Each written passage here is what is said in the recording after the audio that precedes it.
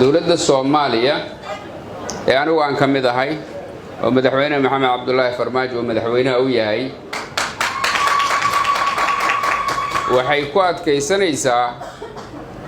30 sano ee dowladda kacaanka markay dhacday kadib mar walba waxaa la isku dayayay in dowlad la dhiso dowladahaas la dhisayana waxay ku imaanayaan doorasho dadban doorashada dadbanna dastuurka nooguma qoran ee waxa ku qoran doorasho dadweynuhu ay soo dooranayaan madaxdooda sidaas darteed dowladda hadda joogta waxay ku adkaysanaysaa inay suuragal tahay doorasho qof iyo cod ah in la qaban karo midaas ayaa ah midda dastuurka noogu qoran dastuurkuna waa heshiis bulsho oo dadku waxa ay isku raacaan ayaa dastuur laga dhigtaa waa mucaahado ummadeed mucaahadadaas ummadda tan iyo intaan anigu hadda siyaasadda ku soo jiray waa 2000 ilaa hadda mar walba oo doorasho dadban la qabto waxa la lahaa doorasho dadban hadda ugu dambeysay doorasho qof iyo cod ah ayaa dhaxli doonta weli waxay taagan yihiin dad badan waa doorasho dadban ayaan hadda u sii gudbaynaa mid qof iyo cod ah lama gaari karo marka goorma la gaarayaa marka in dadka adinku aad ka mid tihiin ay awood u yeeshaan inay hogaankooda soo doortaan in lagu dhiiradaa loo baahan haddii aan lagu dhiiran ee mar walba laga boqo goorma la gaarayaa hadda 30 sanaan marayna amrigu waa socda marka anigu waxaan aaminsanahay gobolkan Banaadir ee hadda anagu aan ku noolnahay mas'uuliyiintiisa aan nahay hadda meel kasta oo kamid in doorasho lagu qaban karo haddii aragti ka duwan adinku aad qabtaan oo nabadgeliyo xumo aan doorasho loo qaban karin ay jirto adinka ay sheegi doon mar hadday sidaas tahay aan ognahay magaalooyin badan oo Soomaaliya ah in ayadana sidaan oo kale ay tahay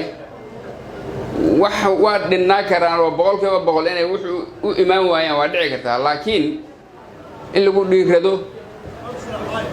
ayaa ila qumanani sababtu maxay tahay doorashada dadban waxa waay dadka anagoo madax ah bari haddana anaga u madaxa maalinta xigta anaga u madaxa marka dadka goorbay awood u helayaan inay madaxdooda ayagu la yimaadaan marka madaxda Soomaaliya marka ee hadda joogto madaxweynuhu uu ku ka yahay wuxuu ku adkaysanayaa doorasho qof iyo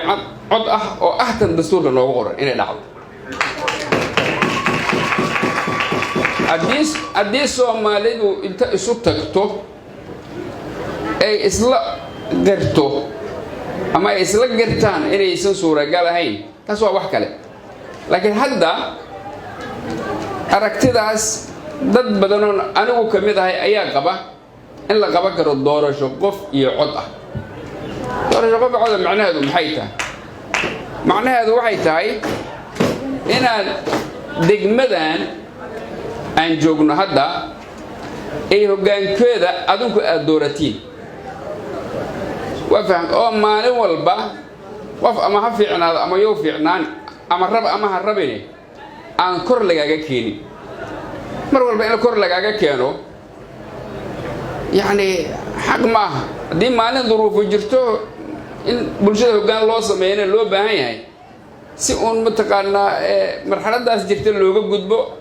حلوصو مقعاب لكن ما نقول بين مقعابس اللوجو جرو قرنية أي كسعته يعني واحد كلفه مجرى أنا أركتها مركا أركتها سواء أركت الصحة عدي صورة قل ما عندها يسا أو خلق لا جرا إذا لو شيء يسا خلق الجرا يعني bulshada waatan wax baqdin oo haysta ma jiraan annagu waa dhex joogna ma baqanayno yani maxaa kalifaya marka inaan anigoo la soo magacaabo maalin walba aan madax idin noqdo maxaa kalifa